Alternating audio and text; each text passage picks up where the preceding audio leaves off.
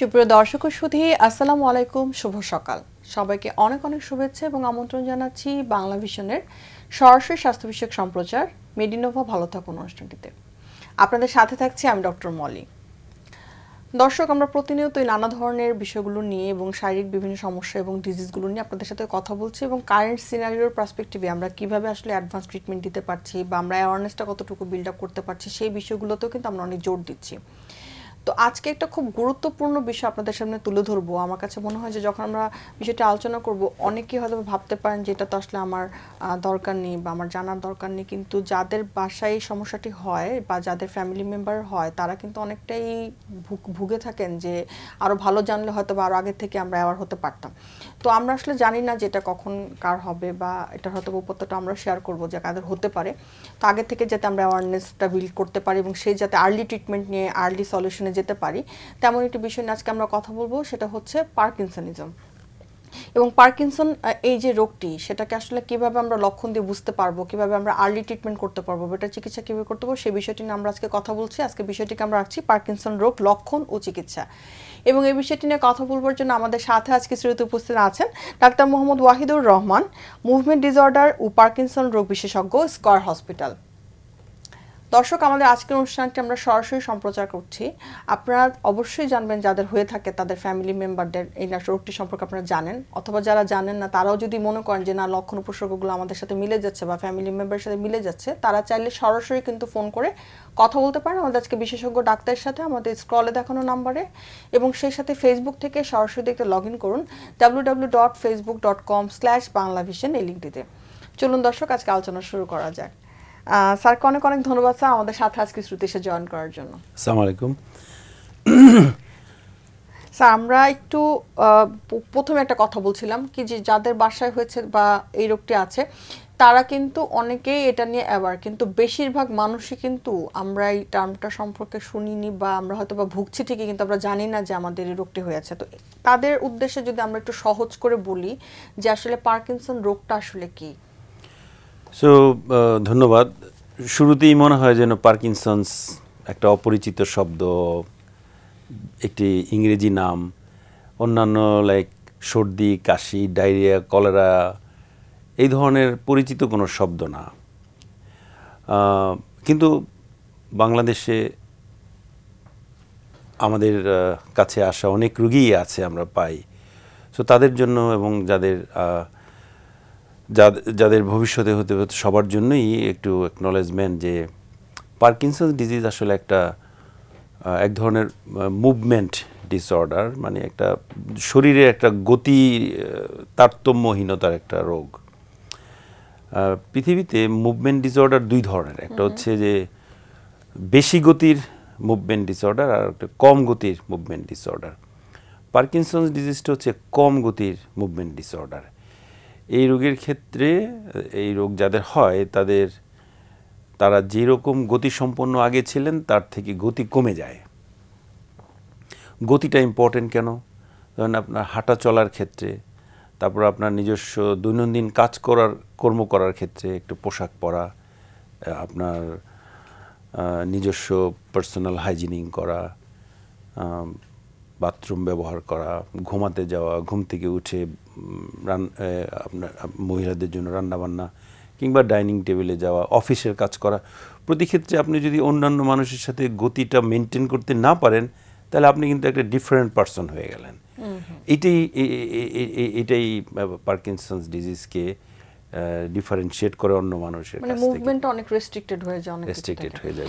Sir, এখন আমরা যদি আরেকটু এটাকে মানে এলাবোরেটলি মানে জানতে চাই, তাহলে মনে হয় কারণগুলোর দিকে যেতে পারি যে কারণগুলো আসলে কি থাকে, যে এই যে প্রবলেমগুলো হচ্ছে যেটা দিয়ে আমরা বুঝতে পারছি যে তার মুভমেন্ট কমে যাচ্ছে, ডিফারেন্সিয়েট হচ্ছে, কারণগুলো কি থাকে?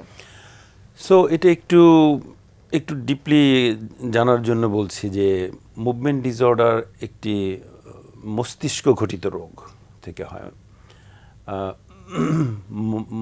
ব্রেইনের প্রবলেম থেকে এটা ব্রেইনের একটা জায়গা, ধরেন সামনের পিছনের মাঝের, আমরা যদি মানে পাবলিকলি বোঝার জন্য বলি যে আমাদের সকলেরই তো মগজ আছে, মগজের মাঝখানে একটা জায়গা আছে। এই জায়গা থেকে একটা ইম্পর্ট্যান্ট হরমোন বের হয়, তার নাম হচ্ছে ডোপামিন। এককালে এই হরমোনকে হরমোন বলতো না, বলতো কেমিক্যাল সাবস্টেন্স, কিন্তু এটার ডাইভার্সিটি এত ব্যাপক কাজের দিক থেকে যে এটা এখন হরমোন হিসেবেই চিহ্নিত। সো যারা মেডিকেল ডক্টর তারা জানে যে ওই জায়গাটার নাম হচ্ছে একটা কালো জায়গা, যেটাকে সাবস্টেন্সিয়া নাইগ্রা বলে। আমি বাংলায় রুগীদেরকে এভাবেই বলি, এটা কালো পদার্থ ধরেন আছে। এখন ওইটা ধরেন একটা ফ্যাক্টরি, ওই বস্তু ওই জায়গাটা একটা ফ্যাক্টরি, ওই ফ্যাক্টরি থেকে ডোপামিন বের হয়। এখন যাদের পার্কিনসন হয় তাদের ওই ফ্যাক্টরিটা ক্ষয় হয়ে যায়, ছোট হয়ে যায়। এখন মনে করেন আপনার ফ্যাক্টরিতে আপনি ব্যবসায়ী যারা তারা সহজেই বুঝতে পারবেন, ফ্যাক্টরি ছোট হয়ে গেলে প্রোডাকশন কি হবে? কমে যাবে, প্রোডাকশন তার কমে যাবে। তার মানে আমাদের এই পার্কিনসন ডোপামিন হলে সিক্রেশনটা কমে যাচ্ছে, ডোপামিন সিক্রেশন কমে যাচ্ছে। এখন ডোপামিনের ফাংশনটা কি? আমাদের শরীরে ডোপামিনের ফাংশনটা যদি আমরা জানি, তাহলে পার্কিনসন হলে কি কি সমস্যা হবে তা ক্লিয়ার হয়ে যাবে। ডোপামিন আমাদের সমস্ত মাংসপেশিকে চালায়। সেই মাংসপেশিটা আমাদের দৃশ্যত মাংসপেশিও হতে পারে, কিংবা ধরুন আমাদের শরীরের ভিতরকার অঙ্গ প্রত্যঙ্গের মাংসপেশিও হতে পারে। যেমন নাড়ি ভুঁড়ির মাংসপেশি থাকে, তারপর আমাদের যে হার্ট সেখানে মাংসপেশি থাকে, আমাদের যে রক্তনালীগুলো সেখানেও মাংসপেশি থাকে। সো সমস্ত মাংসপেশির গতি কমিয়ে দিবে, এবং এই গতি কমানোর জন্য যে যে লক্ষণ হবে তা এখানে দেখা যাবে। যদি আমরা লক্ষণে পরে আমরা হয়তো এটাতে আমরা স্যার আসতে যাচ্ছিলাম যে লক্ষণগুলো তো স্যার আমরা জানবই, তারপরেও লক্ষণগুলোর পরবর্তীতে আরেকটা কোশ্চেন থাকবে যে আর্লি সাইন যেগুলোকে আসলে আমরা কন্টিনিউয়াসলি ইগনোর করে যাচ্ছি এবং পরবর্তীতে দেখা যাচ্ছে আমরা অ্যাডভান্স স্টেজে চলে গিয়েছি, সেটা একটু স্যার জানবো। তার আগে আপনি যেহেতু বলছিলেন লক্ষণগুলো আমাদেরকে একটু বলবেন যে যে ডোপামিন কমে গেলে কি কি প্রবলেমগুলো হচ্ছে, কোনটা আমরা আসলে ফার্স্টে ফেস করি। রাইট। সো আমি ওই যে বললাম যে মাংসপেশির চালিকা শক্তি বা ইন্সপাইরেটর বা মোটিভেটর হলো ডোপামিন। সো আমরা যদি ডোপামিন ঠিক থাকে তাহলে মাংসপেশির স্বাভাবিক গতি মেনটেন থাকবে। আর ধরুন আমার ডোপামিন কমে গেল, সো আমি একটু আমার গতি কমে যাবে, চলার গতি কমে যাবে, হাঁটার গতি কমে যাবে, নিউজুয়াল কাজকর্ম করার গতি কমে যাবে। এটা হলো এটাকে মেডিকেল ভাষায় বলে যে ব্র্যাডিকাইনেশিয়া, মানে গতি কমে গেল। এটা হচ্ছে পার্কিনসনের হলমার্ক। এই হলমার্কের মধ্যে আরো 3 জন সদস্য আছে। সেই গতি কমে যাওয়ার বিষয়টিতে স্যার যেটা বলছিলেন আপনি, যেহেতু আপনি বললেন যে এটা পুরোটা নিউরোলজিক্যাল এবং ডোপামিন সিক্রেশন হচ্ছে, তো এই যে গতি কমে যাওয়ার বিষয়টা কি এরকম হবে যে মানে তার কোনো ব্যথা ট্যাথা থাকবে সাথে, বা নাকি অটোমেটিক্যালি সে ফিল করবে যে সে অনেক দূর হাঁটতে পারছে? মানে গতি কমাটা আসলে এখানে আমরা কিভাবে সংজ্ঞায়িত করছি? গতি কমাটা মানে হচ্ছে যে মনে করেন আগে বন্ধুর সাথে সে হাঁটতো, একটা পেসে হাঁটতো, ব্রহ্মা পার্কে হাঁটতেছি কিংবা ধানমন্ডি লেকে হাঁটতেছি, তাই না? এখন আর আমি ওই বন্ধুর সাথে সমতলে হাঁটতে পারছি না, তো এটা তার জন্য একটা এম্বারেসিং, রাইট? সো এটা একটা, আমরা তো বেশিরভাগ সময় এরকম যখন হয় তখন মনে করি যে হার্টের কোনো সমস্যা আছে কিনা, যেহেতু সে ওরকম ভাবে হাঁটতে পারছে না, আমরা কিন্তু ওইটাই ফার্স্টে মনে করি। রাইট। সো এই গতিটা কিন্তু সর্বক্ষেত্রেই তাকে এফেক্ট করবে। তার অফিস কাজ, হ্যাঁ, তার মানে সংসার, ঘরের মধ্যে হাঁটা চলার কাজ, তার সন্তানরা দেখবে বাবা তো এরকম ছিল না, রাইট? এটা একটা গতির ব্র্যাডিকাইনেশিয়া হলো। আরেকটা জিনিস হচ্ছে মাংসপেশিতে এক ধরনের হাতে কিংবা পায়ে কিংবা ঠোঁটে কিংবা মাথায় এক ধরনের কাঁপুনি দেখা যাবে। সো কাঁপুনিটা হবে এরকম। এই যে কাঁপুনিটা হচ্ছে এটা বিশ্রামের সময়, অ্যাক্টিভিটির সময় না। অ্যাক্টিভিটির সময়কার যে কাঁপুনি বা আমরা মেডিকেল ভাষায় বলি ট্রেমার, সেটা আরেকটা চ্যাপ্টার। মানে যখন মানে কার্যক্ষম অবস্থায় থাকবে তখন কাঁপুনিটা থাকবে না, কিন্তু যখন সে রেস্টিং ফেজে থাকবে বা বিশ্রামরত অবস্থায় থাকবে তখনই কাঁপুনিটা বসে আছি, মনে করেন যে আমি টিভি দেখছি বা বসে আছি, আমি কিছু একটা করছি না, জাস্ট কাঁপুনি শুরু হয়ে গেল। এবং এই কাঁপুনি কিন্তু খুবই মানে এম্বারেসিং, এবং কাঁপুনিগুলো কিন্তু অন্যান্য কাজকর্মকে এফেক্ট করে। কাঁপছেন আপনি এরকম, হ্যাঁ। এবং এটা কি one of the earliest sign কিনা যে আমরা এরকম যখন দেখছি কাঁপুনি থাকে? তো আর্লিয়েস্ট সাইন নির্ভর করে টাইপ অফ দি পার্কিনসনের উপর, ওইটা আমি একটু পরে যাচ্ছি। ওকে, তাহলে আমরা দুইটা বলে ফেললাম। আর একটা হচ্ছে যে হাঁটায় ব্যালেন্স থাকবে না, মনে হবে যে তার পাটা ভারী লাগবে। মেডিকেল ডক্টরি এক্সামিনেশনে দেখা যাবে তার মাসেল পাওয়ার, হ্যাঁ, একদম পূর্ণাঙ্গ জিপিএ 5 আছে, লাইক মনে করেন 5-এর মধ্যে 5 পাবে, কিন্তু তার পাটা নড়ছে না, ভারী লাগছে, তার মনে হয় যেন পাটা ভারী, ডান পা ভারী। বাবা, এই ডিজিজটা একদিকে একটু কম বেশি হয়, কাঁপুনিটা এক হাতে বেশি হবে আর এক হাতে কম। ওই সেম হাতে সেম পায়ে মনে হবে যেন পাটা তুলতে গেলে পাটা ভারী লাগে, ব্যালেন্স রক্ষা করতে পারে না। তাহলে আমরা দাঁড়ালাম, আমরা যদি এই আর হচ্ছে ডাক্তার যখন পরীক্ষা করবে তখন তার মুভমেন্ট মাসেল টোন যেটা, এটা একটু রিজিড পাবে, অর্থাৎ তার কাছে পেশেন্টের কাছে মনে হবে যে মাসেলটা একটু স্টিফ। ওই যে মাসেলটা স্টিফ, ওই কারণে কিছু পেইন হতে পারে মাসেলের মধ্যে। আদারওয়াইজ পার্কিনসন ডিজিজ কোনো পেইন তৈরি করে না, কিন্তু পেইনটা হয় হলো ওই যে মাসেলটা চলছে না, একটু আগে এটা তো আমি চলাচল হচ্ছে, কিন্তু না চলার কারণে রক্ত সাপ্লাই একটু কম হয় এবং এক ধরনের কেমিক্যাল তৈরি হয়ে ওই পেইনটা তৈরি করে, সোরনেস তৈরি করে। তাহলে আমরা মূল মাসেল লক্ষণ ঘটিত 4টা লক্ষণ পেলাম। ট্র্যাপ কমে যাচ্ছে, তার ট্র্যাপ বলে একত্রে, এটা TRAP। ওকে। সো টিতে ট্রেমার মানে কাঁপুনি, আর তে হচ্ছে রিজিডিটি, যেটা ডাক্তার পরীক্ষা করে পাবে এবং পেশেন্ট স্টিফ ফিল করবে, আর এতে হচ্ছে একাইনেশিয়া, মেডিকেল টার্মটা হচ্ছে যে স্লোনেস, আর একটা হচ্ছে যে পি হচ্ছে পোস্টারাল ইনস্টেবিলিটি, মানে ওই যে তার হাঁটা চলার, এটা ডাক্তারি ভাষায় বলে গেইট, তার গেইটটা হয়ে যাবে স্লো। আমরা যে পরিমাণ পেস দেই নেই, হ্যাঁ, হাঁটার সময় একজন স্বাভাবিক মানুষ তার চেয়ে অনেক কমে যাবে, ধরেন ছোট ছোট পায়ে হাঁটবে আর ব্যালেন্সটা একটু অফ হয়ে যাবে। এখন এখানে স্যার একটা গুরুত্বপূর্ণ বিষয়, যে এই যে বিষয়গুলো যেগুলো আপনি স্যার কারণ হিসেবে আমাদেরকে বললেন, তা বেশিরভাগ সময় আমরা কিন্তু ইগনোর করি, কারণ আমাদের আরও দেখা যায় যখন আমরা ডায়াবেটিস হয় শুনি, যতটা দ্রুত ডক্টরের কাছে যাই বা হার্টের সমস্যাতে যতটা দ্রুত যাই, এই প্রবলেমগুলো কিন্তু ততটা দ্রুত আমরা যাই না। তো এরকম হয় কি না যে অনেক দিন ধরে এগুলো নিয়ে বসে আছে, অনেক পরে এসেছে রোগী আপনার কাছে, মানে এই সাইনগুলোকে কি ইগনোর করা হয় কি না আমাদের দেশের প্রেক্ষাপটে? একটা হয় অনেক সময় যে গ্রামের দিকে হয়তো ফ্যামিলি মেম্বার অত অ্যাওয়্যার থাকে না, রুগীও অ্যাওয়্যার থাকে না। শহরে সাধারণত ডাক্তারের সরবরাহ, গ্রামে দেখা যায় তাদেরকে বলছে যে কোনো কিছু আছর করেছে বা এই ধরনের একটা দেখা যায় মানে একটা প্রোপাগান্ডা থাকে যে তাকে হয়তো কোনো কিছু ইফেক্ট করেছে, এরকম কিছু বলে। এটা হয় হলো আপনার অন্য সিমটমের ক্ষেত্রে। তো আমি তো এইগুলোকে মানে এগুলোকে মেডিকেলের ভাষায় মোটর সিমটম, মানে হচ্ছে যে মাসেল গঠিত, মাংসপেশি গঠিত। এপিলেপসি বা হিস্ট্রিয়াতে তখন এটা বেশি হয় আর কি। তো এখানে স্যার আমরা যদি আসলে বলতে চাই যে এই পার্কিনসন ডিজিজটা, এটা কি আমাদের মেল ফিমেল একই মাত্রায় হয়, মানে ফিমেল বা মেল একই রেশিওতে হয় বা কোনো ডিফারেন্স আছে এখানে? মেলদের একটু বেশি হয়, 1.5 গুণ হয়। সো ধরেন 150 জন মেল হলে ফিমেল হবে 100। এটার কি কোনো তার কারণ আছে বা এটা কি কোনো কারণ বের করা গেছে যে কেন মেলদের বেশি হয়? আরেকটা কথা, ওই যে ক্ষয়টা হয় না, ওই ক্ষয়েরও কোনো কিন্তু এখনো সায়েন্টিফিক কারণ বের হয়নি। সো 86% ক্ষেত্রে ওই যে ব্রেনের যে ক্ষয়টা, এই ক্ষয়টার কারণ এক্স্যাক্টলি এখনো রিসার্চ চলছে অনেক, গলদঘর্ম পরিশ্রম চলছে, কিন্তু এখনো অবধি পাওয়া যায়নি। এই জন্য ওই যে ক্ষয়টা হয় না, ওই ক্ষয়কে বলে যে ইডিওপ্যাথিক, মানে আমি জানি না এখনো, আর আননোন কারণ আর কি, আননোন নয়, হয়তো আমরা উদ্ঘাটন করতে পারি না এখনো। আরেকটা হচ্ছে যে বাকি 14% হচ্ছে জেনেটিক হয়।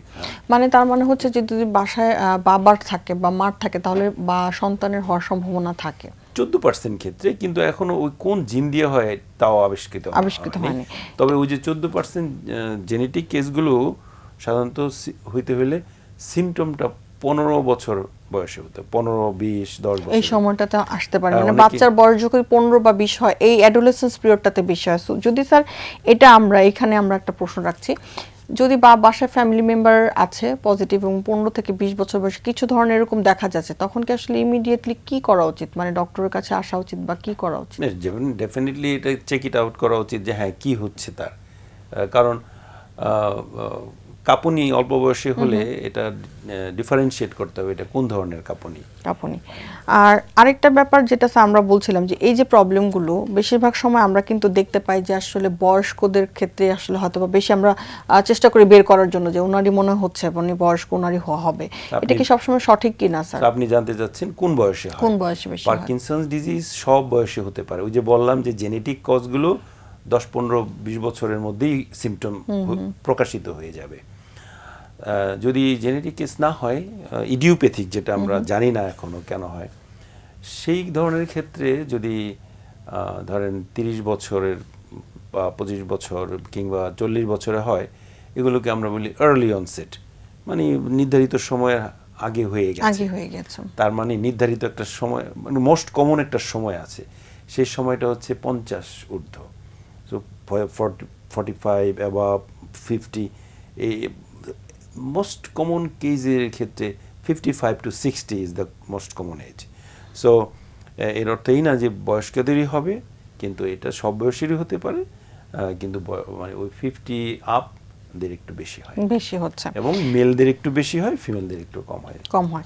আমরা স্যার এখন এই জায়গা থেকে ঠিক আসবো যে আমরা আসলে অনেকের বাসাতে দেখে থাকি যে অনেক সময় এরকম কাঁপুনি হচ্ছে বা এই ধরনের প্রবলেম হচ্ছে, তো সব সময় কি এটা আলটিমেটলি গিয়ে পার্কিনসন্সের দাঁড়ায় কিনা, মানে এটা কি আলটিমেট ডায়াগনোসিস কি এটাই হতে পারে কিনা সব সময়? সো ওই যে বললাম যে আমরা 4টা ট্র্যাপের যে 4টা পয়েন্ট, সেই পয়েন্টগুলো আমরা দেখি।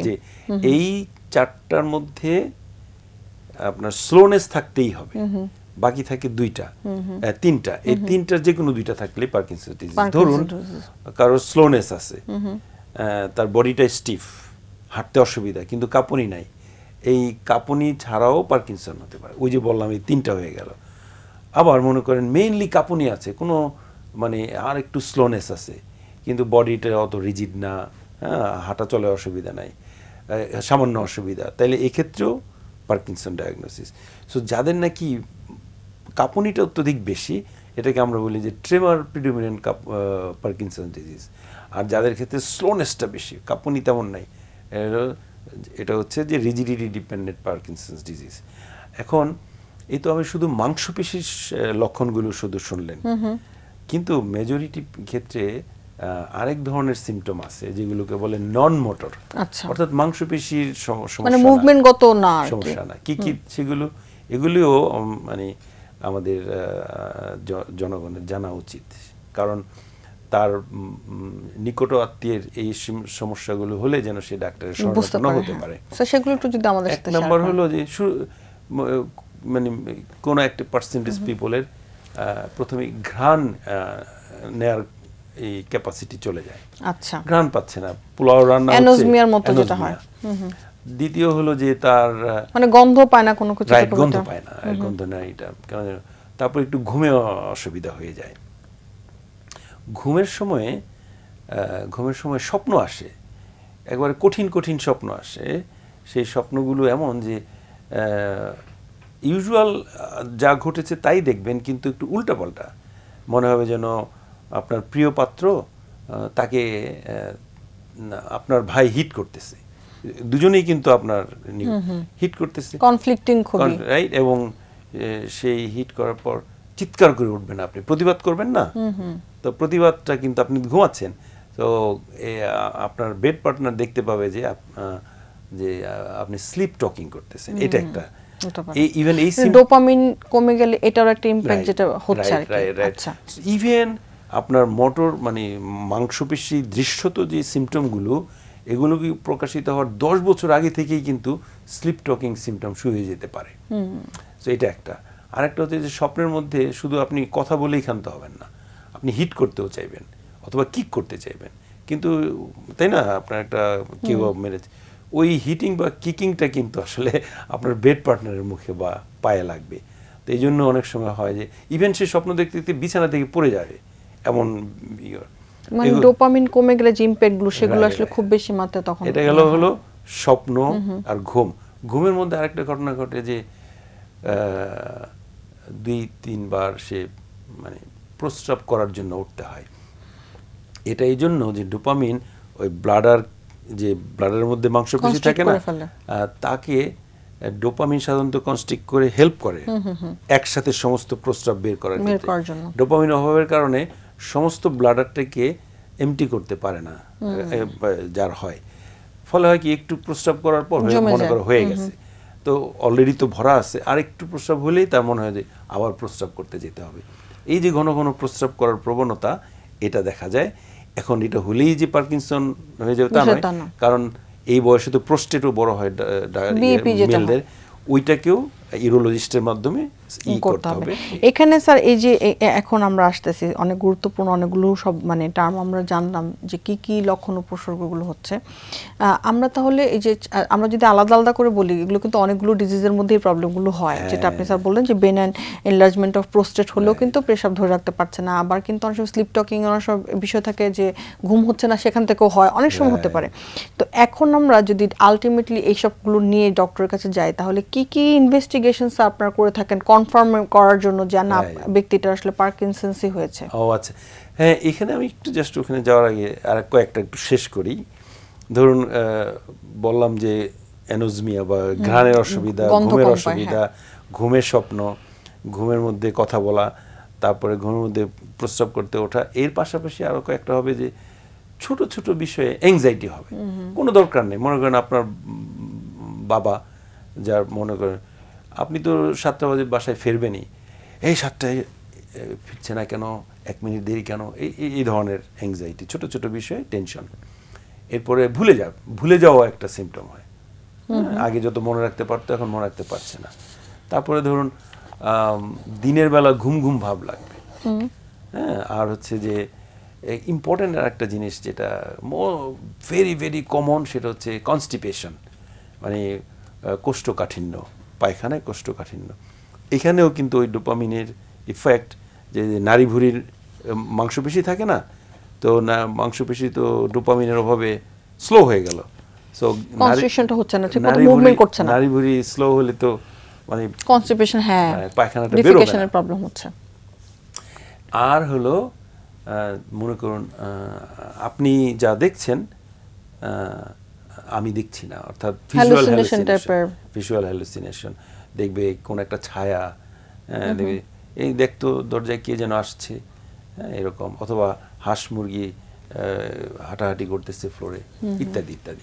মানে এটা যারা আসলে যারা অনেকে শুনছে তারা হয়তো ভাবছে যে এরকম সবগুলো প্রবলেমই আসলে তার মধ্যে এরকম বলা আছে, কিন্তু আসলে বিষয়টা হচ্ছে যে ডোপামিন কমে গেলে কিন্তু এই প্রবলেমগুলো অন্য যেগুলোকে রেগুলেট করে সবগুলো প্রবলেমই আস্তে আস্তে হতে থাকে। তো এই ধরনের প্রবলেমগুলো নিয়ে স্যার যখন আসে, আপনারা মোটামুটি একটা ডায়াগনোসিস করে ফেলেন যে বোঝা যাচ্ছে এরকম, বাট আমরা কি কোনো ধরনের পরীক্ষা নিরীক্ষা করি কিনা?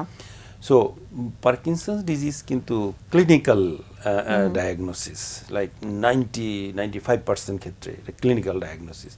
এই সিম্পটমগুলো হিস্ট্রি দিলে আমরা মোটামুটি বুঝে যাচ্ছি এখানে। বাট ধরেন কোনো ক্ষেত্রে আর্লি অবস্থায় আপনি আসলেন, এই একটু হালকা পাতলা হয়েছে, আপনি মানে জাস্ট সবগুলো ক্রাইটেরিয়া এখনো ফিল আপ হয় বা হচ্ছে না, এরকম অবস্থায় কনফার্মেটরি একটা টেস্ট আছে, নাম হচ্ছে ড্যাট স্ক্যান, অর্থাৎ ডোপামিন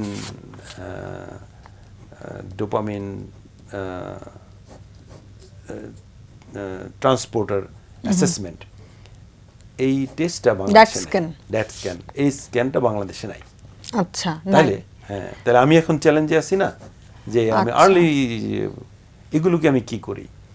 এই ধরনের ক্ষেত্রে আমি ডোপামিন চ্যালেঞ্জ ক্লিনিক্যাল টেস্ট দিই, অর্থাৎ ধরেন পার্কিনসন হলে আমরা কি ওষুধ খাই, ডোপামিন কন্টেনিং মেডিসিন, তো কারণ ডোপামিন কমে গেছে, মানে এটা আপনি তখন ধারণা করে নিচ্ছেন যেহেতু তার সাইন সিম্পটমস এর হিস্ট্রির সাথে মিলেছে যে এগুলো পার্কিনসনই হতে পারে। আমি সাসপেক্ট করতেছি, ধারণা করি নাই এখনো, কিন্তু আমি সাসপেক্টে আছি, অর্থাৎ আমি কনফার্ম করি নাই। সো এই ধরনের ক্ষেত্রে আমার যেহেতু ড্যাট স্ক্যান নাই, আমি তাকে বলি যে ঠিক আছে, আপনাকে আমি এই মেডিসিনটা 2 সপ্তাহের জন্য দিলাম, আপনি এই নিয়মে খাবেন, 2 সপ্তাহ পর আমার কাছে দেখা করবেন। তখন যদি আমি দেখি যে এই ওষুধের মাধ্যমে বেনিফিট পাওয়া গেছে, তার মানে এটা পার্কিনসন্স ডিজিজ।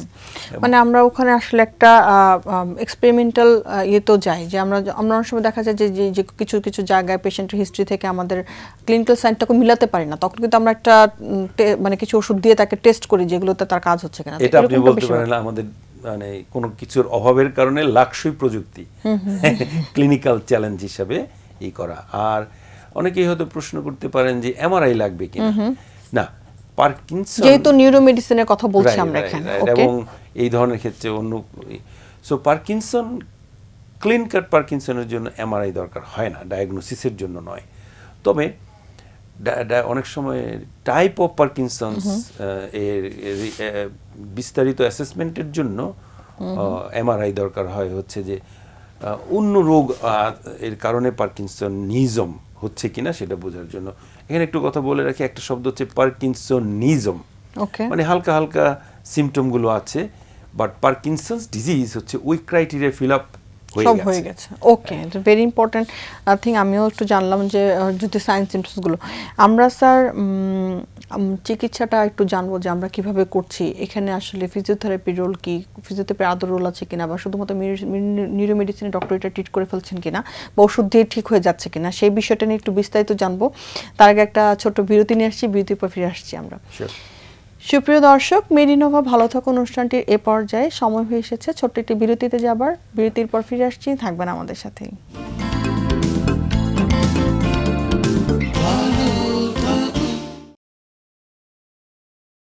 সুপ্রিয় দর্শক, বিরতি শেষে আবারও ফিরে এলাম মেডিনোভা ভালো থাকো অনুষ্ঠানটিতে। আমাদের সাথে থাকার জন্য ধন্যবাদ। খুবই গুরুত্বপূর্ণ একটি বিষয় নিয়ে আজকে কথা বলছি, সেটা হচ্ছে পার্কিনসন্স ডিজিজ।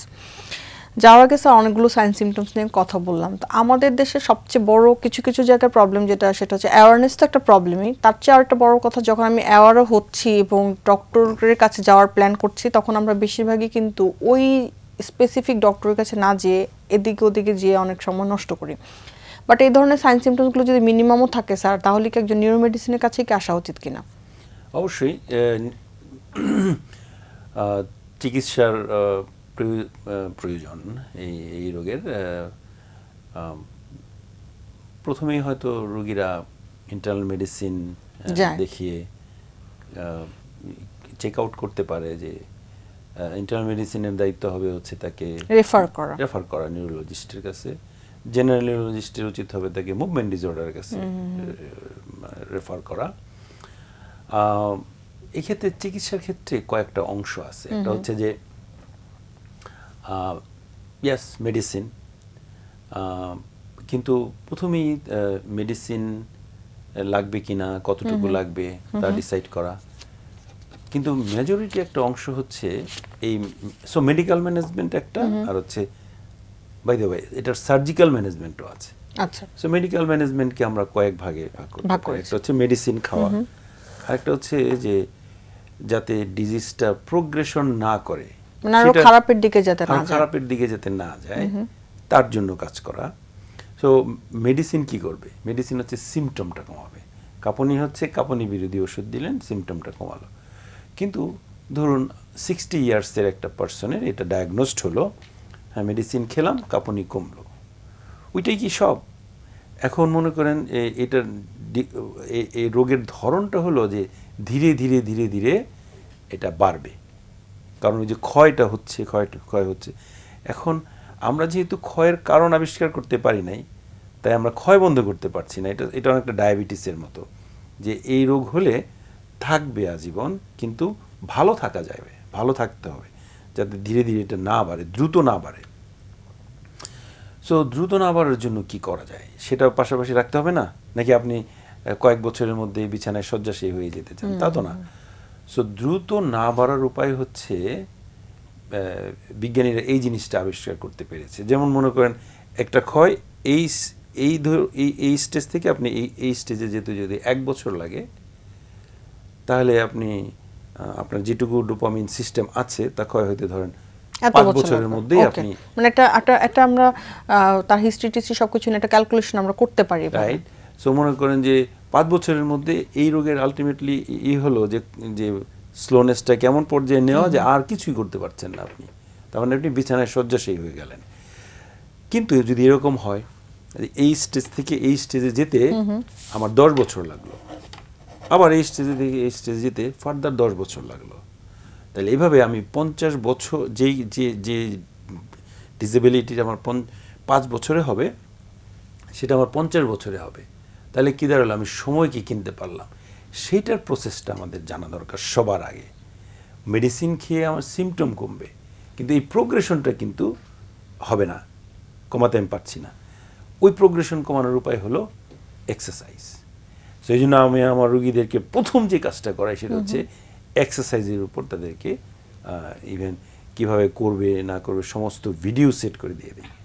হ্যাঁ, সারাদিনে এক্সারসাইজ করার মাধ্যমে ডিজিজটা প্রোগ্রেস হচ্ছে না, আর ওষুধ খাওয়ার মাধ্যমে সিমটমটা কম হচ্ছে। এটা ভালো না? তো এইটা আমাদের মানে এক্সারসাইজ এখানে আসলে খুব গুরুত্বপূর্ণ একটা রোল প্লে করে। Very very important. আরেকটা ইম্পর্টেন্ট হচ্ছে, তো এই ক্ষেত্রে আমি বলবো পার্কিনসন ডিজিজ যাদের হয় তাদের 1 নম্বর বন্ধু হচ্ছে এক্সারসাইজ। তাহলে 2 নম্বর বন্ধু হচ্ছে আরেকটা অংশ, এটাকে আমরা সার্বিকভাবে একত্রে বলতে পারি রিহ্যাবিলিটেশন। আমি ভেঙে ভেঙে যদি বলি থেরাপি। কি therapy? Physical therapy, occupational therapy and speech therapy.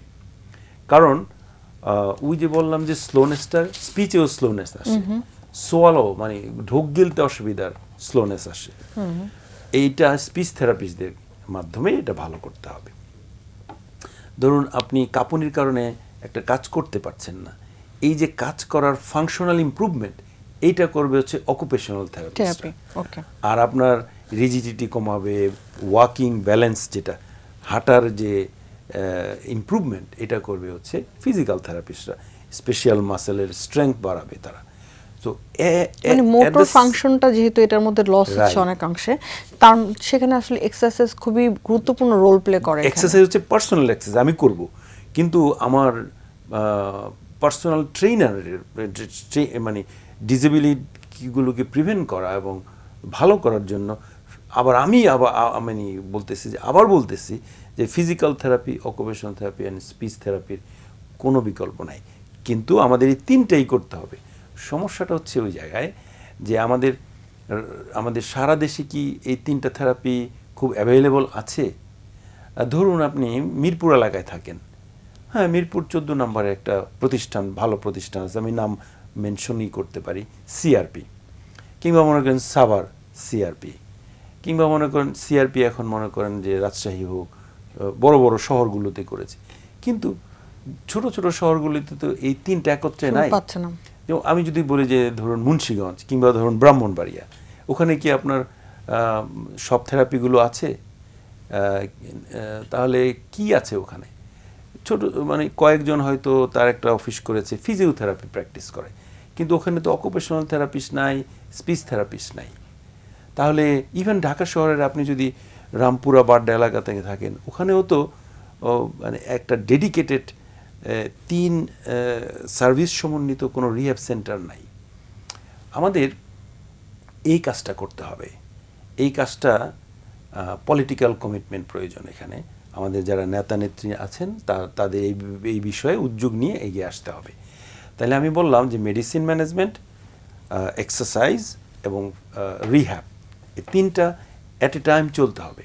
এবং যদি এই তিনটা অ্যাট এ টাইমই চলে তাহলে আসলে প্রোগ্রেশনটাকে কিন্তু আমরা থামাতে পারবো। আদারওয়াইজ যদি আমরা শুধু মেডিসিনের উপর ডিপেন্ডেন্ট থাকি, আমি as a person, as a human being, as a patient আমি ভালো থাকতে পারবো।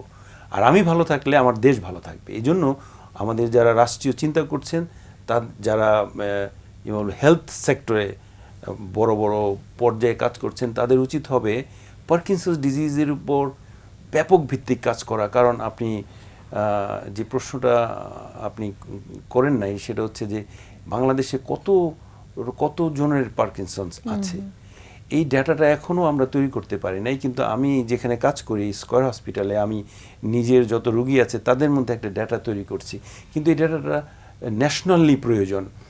তবে আমি বিশ্ব মানে আন্তর্জাতিক গ্লোবাল পুল থেকে ইনফরমেশন নিয়ে বলতে পারি যে একটা দেশের 1.5% লোকের থাকতে হবে। সেই হিসাবে বাংলাদেশের জনসংখ্যা যদি ধরেন 20 কোটি হয়, তাহলে অ্যাটলিস্ট 3 লক্ষ মানুষের এই রোগ আছে। এবং এই 3 লক্ষ মানুষের আমরা যদি কেয়ার করতে না পারি, সত্যিকার অর্থে কেয়ার করতে না পারি, তাহলে আমাদের আরো বেশি মাত্রায় বাড়বে। এবং এই রোগ যত শিল্পায়ন হচ্ছে, এই রোগ তত বাড়ছে। আপনি যদি দেখেন যে 2021 সালে 1,17,00,000 মানুষ এই রোগে আক্রান্ত। অথচ এটা 2017 সালে ছিল 85 লক্ষ সারা বিশ্বে। তার মানে প্রতি 25 বছর পর পর ডাবল হচ্ছে। তার মানে 2050 সালে এই রোগের সংখ্যা হবে 2 কোটির বেশি, এবং বাংলাদেশে এই রোগের সংখ্যা হবে অ্যাটলিস্ট 5 লক্ষের বেশি। এভাবে বাড়তে থাকলে আমাদের জনগোষ্ঠীর মধ্যে কিন্তু এই রোগের কারণে ডিসেবিলিটি বাড়বে, কারণ এই রোগ আলটিমেটলি কিন্তু বিছানায় শোয়াই দেয়। আমরা যদি এক্সারসাইজ এবং থেরাপি সিস্টেমকে ইমপ্রুভ করতে না পারি, আমাদের জনগণের জন্য একটা অ্যালার্মিং একটা ব্যাপার। আরেকটা হচ্ছে যে চিকিৎসার আরেকটা অংশ হচ্ছে সার্জিক্যাল ম্যানেজমেন্ট। এটা একটু আমরা জানবো যে সার্জিক্যালটাতে আসলে আমরা কি করি, মানে এটা কি খুব অ্যাডভান্স স্টেজে চলে গেলে বা খুব খারাপ অবস্থায় গেলে তখনই কি করি? বিশ্বের অন্যান্য উন্নত দেশগুলোতে অ্যাডভান্স স্টেজ বলে তারা ওয়েট করে না, অ্যাট এ টাইম চলে মেডিকেল ম্যানেজমেন্ট এবং তার সাথে surgical management at a time থাকে। ওখানে সেন্টার আছে, নিউরো সার্জারির একটা বিশেষ দক্ষ টিম এটা নিয়ে কাজ করে। ডিবিএস নামে একটা সার্জিক্যাল ম্যানেজমেন্ট আছে, ডিপ ব্রেন স্টিমুলেশন যেটাকে বলি, ডিপ ব্রেন স্টিমুলেশন, অর্থাৎ ওই যে বললাম ডোপামিন ফ্যাক্টরি, ওই ফ্যাক্টরিকে স্টিমুলেট করার জন্য একটা ডিভাইস ব্রেনের একটা জায়গায় দিয়ে দেওয়া হয়। ওই ডিভাইস থেকে একটা তার এই চামড়ার নিচ দিয়ে এসে এখানে একটা ব্যাটারিতে সেট করা হয়, আর বাইরে থেকে রিমোট কন্ট্রোল দিয়ে ওই এটার ট্রিটমেন্ট করা হয়। আমাদের দেশের প্রেক্ষাপটে কি আমরা এটা খুব করি? আমি আমাদের ইনস্টিটিউশনের একজন সার্জনের সাথে আলাপ হয়েছিল, তারা 2016 সাল থেকে এটা শুরু করেছে, কিন্তু এই পর্যন্ত উনি বলেছে যে 8টা কেস হয়েছে। সো আপনি একটা ন্যাশনাল প্রতিষ্ঠানে যদি 10 বছরে 8টা হয়, তার মানে ব্যাপক ভিত্তিকভাবে এই সার্জিক্যাল ম্যানেজমেন্টটা বাংলাদেশে নেই। দেশের পেশেন্ট এখন ওটাতে আসলে ওয়েলকামিং না যে এই ধরনের কোনো কিছু করতে পারবে। সো সার্জিক্যাল ম্যানেজমেন্টটা হওয়া উচিত আমাদের ডাক্তারদের দিক থেকে, মানে যারা নাকি আমাদের হেলথ সেক্টর নিয়ে কাজ করে তাদের, ওই যে বললাম পার্কিনসন্স নিয়ে অনেক কাজ করা উচিত। তার মধ্যে এটাও একটা development of man power, development of technology. Sir আরেকটা ব্যাপার থাকে, এই যে আমরা যে সাইন সিমটমসগুলো বললাম সেগুলো কিন্তু অনেক সময় যেটা আমরা বলছিলাম যে মানে এগুলোকে আমরা রং ট্রিটমেন্ট, মানে রং ওয়েতে অনেক সময় কিন্তু করা হয়, দেখা যাচ্ছে যে অন্য কোনো কিছু ভেবে তাকে ট্রিট করা হচ্ছে। তো এরকম কি পাওয়া যায় যে অনেক পরে আসছে পেশেন্ট আপনার কাছে, আগে অনেক জায়গায় অন্যরকম ট্রিটমেন্ট নিয়ে এসছে? হয়তো অনেকে তো মানে জিন ভূতের আসর হিসাবে, ওই যে বলেন না যে কি যেন দেখে, তো ভাবে ও ভিজুয়াল হ্যালুসিনেশনটার জন্য তাকে। তারপরে ধরেন এক ধরনের যে কাঁপুনি হচ্ছে, অনেক গ্রাম গঞ্জে মানুষ ভাবে এর হয়তো জিনের আসর পড়ছে, নাহলে হাত কাঁপে কেন, এগুলো হয়। এবং নানান রকমের ঝাড়ফুঁক চলে, তারপর এক সময় হয়তো হেলথ কমপ্লেক্সে নিয়ে যায়, হয়তো ডাক্তার ভাবে যে হ্যাঁ পার্কিনসন ডিজিজ, কিন্তু হয়তো একটা ওষুধ দিতে গিয়ে আরেকটা হচ্ছে যে বয়স ভিত্তিক মেডিসিন সিলেকশন আছে। ধরুন একটা আর্লি অনসেট হয়েছে, ধরেন 30 বছরের একটা যুবকের হয়েছে এই রোগ, হ্যাঁ, তার যে মেডিসিন আর 60 বছরের যে তার ওষুধটা আসলে একরকম হবে না। সিলেকশন অফ দ্য মেডিসিনে আমি অনেক সময় দেখি মেডিকেল প্রোভাইডাররা যে ট্রিটমেন্ট দেয় সেখানে একটু সিলেকশনের প্রবলেম থাকে। এখানে স্যার আমরা যদি, যেহেতু আমরা শেষের দিকে আছি, আমরা একটু যদি জানি যে স্যার প্রতিরোধমূলক কোনো ব্যবস্থাকে আমরা নিতে পারি কিনা, যে আমরা জানছি যে আমাদের ফ্যামিলিতে আছে, তাহলে আমরা একটু প্রতিরোধ করতে চাই, তাহলে কি আমি আর্লি কিভাবে আসলে প্রতিরোধমূলক ব্যবস্থাগুলো নিতে পারি? এখানে আমি দুইটা কথা বলবো। একটা হচ্ছে যে ফ্যামিলি সাপোর্ট, রাইট? ধরুন আমার বাবার হয়েছে, আমি এই বাবাই এই গত কয়েক বছর আগে খুব ভালো ছিল, রিটায়ারমেন্টের পরে দেখা যাচ্ছে বাবা এখন স্লো, তাহলে এই ফ্যামিলি, আমি যদি জানি যে বাবাকে এক্সারসাইজের প্রয়োজন, আমি এক্সারসাইজ এনকারেজ করব। আমি যদি জানি যে ফিজিক্যাল থেরাপির প্রয়োজন, অকুপেশনাল থেরাপির প্রয়োজন, স্পিচ থেরাপির প্রয়োজন, আমি বাবাকে নিয়ে যাব যে এখানে যা সেন্টার আছে এটা। So family awareness, family support, যে ফ্যামিলিতে সাপোর্ট বেশি তার কেয়ার বেশি হবে, সাপোর্ট কম থাকলে সে ধীরে ধীরে খারাপ হয়ে যাবে। আরেকটা জিনিস হচ্ছে যে যেহেতু আমরা জানি না এক্স্যাক্টলি কেন হয়, এজন্য ডাক্তাররা অনেক সময় রিস্ক ফ্যাক্টর আইডেন্টিফাই করার চেষ্টা করছেন। এই সমস্ত রিস্ক ফ্যাক্টরের মধ্যে বাংলাদেশের জন্য আমি যেটা ম্যাচ করে সেটা হচ্ছে যে মানে এনভায়রনমেন্টাল পলিউশন, তারপর হচ্ছে যে ফুড হাইজিনিক, ফুডের মধ্যে মনে করেন যে কি যেন দেয় ওই সমস্ত ফ্যাক্টরিতে যারা কাজ করে তাদের ওগুলো না দেওয়া, এয়ার পলিউশন প্রিভেন্ট করা, বিশেষ করে এই যে গাড়ি ঘোড়ার যে কালো ধোঁয়া যেন না হয়, এগুলোকে রিস্ক ফ্যাক্টর বলেই করা হচ্ছে। তো এগুলো থেকে মুক্ত থাকলে আমরা আমাদের বাংলাদেশকে একটি মানুষদেরকে পার্কিনসন ডিজিজ মুক্ত অনেকটাই প্রিভেন্ট করতে পারবো। স্যার, যেহেতু মানে লাইফস্টাইল এবং ফুড একটা খুবই ইম্পর্টেন্ট, আপনি অলরেডি বলছিলেন যে ফুডের মধ্যে কোনো কিছু মিক্স থাকলে সেটা আসলে একটা ট্রিগার পয়েন্ট হতে পারে বা রিস্ক ফ্যাক্টর হতে পারে, বাট এই লাইফস্টাইল বা জীবনযাত্রার মান পরিবর্তনটা এবং খাবার দাবারটা যদি আমরা হেলদি লাইফস্টাইল লিড করি সেটা কি আসলে অনেকটাই এটার উপরে উপকার করতে পারে কি? পার্কিনসনের ক্ষেত্রে যে প্রোটিন আর ওই ওষুধ যেটা ডোপামিন দেওয়ার ওষুধটা ইন্টারেক্ট করে। সো আমি এটা বলি খাওয়ারের ব্যাপারে বাছ নাই, কিন্তু ওই প্রোটিন সমৃদ্ধ খাবার আর ওষুধটাকে একটু সেপারেট রেখে ওষুধ খেতে হবে। আর একটা হলো যে একটু ফ্রেশ ভেজিটেবল, ফ্রেশ ফ্রুট, এগুলো ইম্পর্টেন্ট। স্লিপ হাইজিন, যেটা স্লিপ হাইজিন মেনটেন করা ইম্পর্টেন্ট। আর এক্সারসাইজ, ইভেন পার্কিনসন না হলেও এক্সারসাইজ করলে এটা একটা আমাদের প্রিভেনশনে হেল্প করে। স্যারকে আজকে অনেক অনেক ধন্যবাদ স্যার, আমাদের সাথে আজকে শ্রুতি এসে জয়েন করার জন্য, আপনার মূল্যবান বক্তব্য আমাদের সাথে শেয়ার করার জন্য। আপনাকে অনেক ধন্যবাদ। সুপ্রিয় দর্শক, মেরিনোভা ভালো থাকুন অনুষ্ঠানটিতে আজকে আমরা খুবই গুরুত্বপূর্ণ একটি বিষয় নিয়ে কথা বলছি, অনেক কিছু জানতে পারলাম, সেটা হচ্ছে যে পার্কিনসন্স ডিজিজ। এবং যারা দর্শক দেখতে পারেনি তা আশা করি লিঙ্কটিতে জয়েন করে দেখে নেবেন। অনেকগুলো ইনফরমেশন আমরা প্রোভাইড করেছি, আশা করি দর্শক যারা আমাদের সাথে ছিলেন তারা অনেক কিছু জানতে উপকৃত হয়েছেন। আবারও দেখা হবে আগামী শুক্রবার ঠিক একই সময়। ততদিন পর্যন্ত অপেক্ষায় থাকুন, সুস্থ থাকুন এবং অবশ্যই ভালো থাকুন।